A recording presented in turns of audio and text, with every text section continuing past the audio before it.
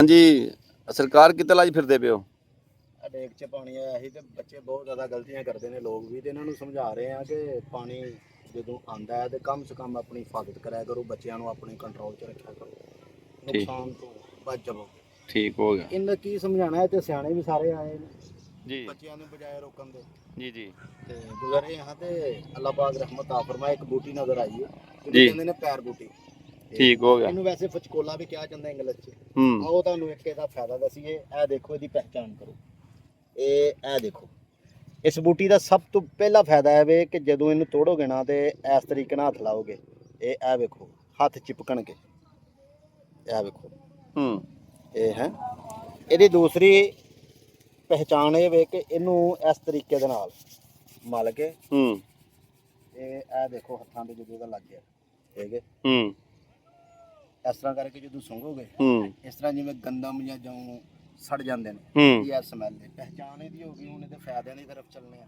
ਇਹਦਾ ਪਹਿਲਾ ਫਾਇਦਾ ਕਿ ਜਿਨ੍ਹਾਂ ਨੂੰ ਪਗੰਦਰ ਹੈ, ਪਗੰਦਰ ਕਹਿੰਦੇ ਨੇ ਕਿ ਇਨਸਾਨ ਨੂੰ ਪਖਾਨੇ ਵਾਲੀ ਜਗ੍ਹਾ ਦੇ ਨਾਲ ਨਾ ਫੋੜਾ ਨਿਕਲ ਆਉਂਦਾ, ਉਹ ਬਹੁਤ ਜ਼ਿਆਦਾ ਭਰਨ ਫਿਸਲਣ ਤਕਲੀਫ ਦਰਦ ਹੁੰਦੀ ਹੈ, ਇਨਸਾਨ ਕੁਰਸੀ ਤੇ ਮੇਜ਼ ਤੇ ਬੈਠ ਨਹੀਂ ਸਕਦਾ।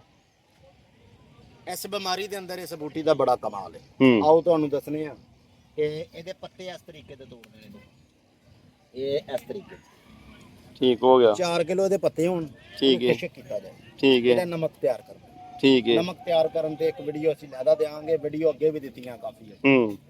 ਇਹਦਾ ਨਮਕ ਇੱਕ ਰੱਤੀ ਤਕਰੀਬਨ ਅੱਧੀ ਸਟਾਕ ਮੱਖਣ ਦੇ ਅੰਦਰ ਰੱਖ ਕੇ ਅਗਰ ਖਾਦਾ ਜਾਏ, ਇਹ ਅੱਲਾਹ ਪਾਕ ਰਹਿਮਤ ਆ ਫਰਮਾਏ, ਇਹ ਬੜਾ ਬੈਨੀਫਿਟ ਦਿੰਦੀ ਹੈ। ਖਾਸ ਕਰਕੇ ਜਿਨ੍ਹਾਂ ਨੂੰ ਫਚਕੋਲਾ ਹੈ, ਪਗੰਦਰ ਜਿਹਨੂੰ ਕਿਹਾ ਜਾਂਦਾ ਹੈ, ਪਖਾਨੇ ਵਾਲੀ ਜਗ੍ਹਾ ਤੇ ਫੋੜਾ, ਫਿੰਸੀ, ਭਰਨ ਫਿਸਲਣ, ਰੇਸ਼ਾ।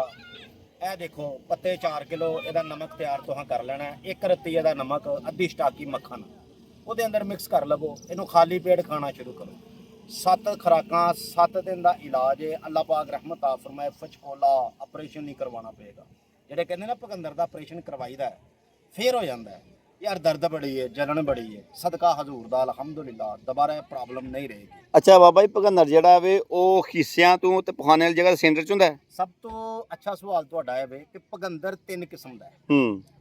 ਇੱਕ ਤੁਰਸ਼ੀ ਤੋਂ, ਇੱਕ ਤਜ਼ਾਬੀਅਤ ਤੋਂ, ਇੱਕ ਮਿਹਦੇ ਦੀ ਖਰਾਬੀ।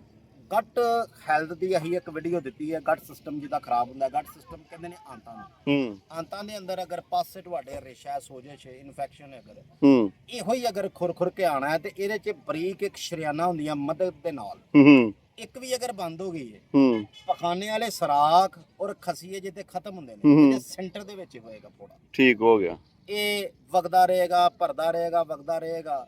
ਇਹਨਾਂ ਲੰਮਾ ਚਿੱਕੇਲ ਵੀ ਹੋਏਗਾ। ਆਪਰੇਸ਼ਨ ਵੀ ਬੰਦੇ ਕਰਵਾਉਂਦੇ ਨੇ ਤਾਂ ਵੀ ਇਹ ਪ੍ਰੋਬਲਮ ਨਹੀਂ ਜਾਂਦੀ। ਕੈਂਸਰ ਦੇ ਹੱਦ ਤੱਕ ਪਹੁੰਚ ਜਾਂਦਾ ਹੈ। ਇਹਨੂੰ ਦੂਸਰੇ ਲਫ਼ਜ਼ਾਂ ਦੇ ਵਿੱਚ ਤੁਸੀਂ ਕੈਂਸਰ ਵੀ ਕਹਿ ਸਕਦੇ ਜੀ। ਠੀਕ ਹੋ ਗਿਆ। ਅਗਰ ਔਰਤ ਇਹ ਚਸਟ ਰਸੋਲੀ ਹੈ ਜਾਂ ਕੈਂਸਰ ਹੈ ਤੇ ਉਹ ਕੈਂਸਰ ਤੇ ਇਹ ਕੈਂਸਰ ਤਕਰੀਬਨ ਸੇਮ ਇੱਕ ਹੀ ਹੈ। ਠੀਕ ਹੈ। ਇਹਦੇ ਨਾਲ ਅਗਰ ਊਂਠ ਕਟਾਰੇ ਦਾ ਤੁਸੀਂ ਜਾਂ ਜਿਗਰ ਕਟਾਰੇ ਦਾ ਕਾਵਾ ਯੂਜ਼ ਕਰੋ ਨਾਲ ਇੱਕ ਕੱਪ, ਤੇ ਅੱਲਾਹ ਦੀ ਰਹਿਮਤ ਨਾਲ ਬਹੁਤ ਫਾਇਦਾ ਹੁੰਦਾ ਇਹਦਾ।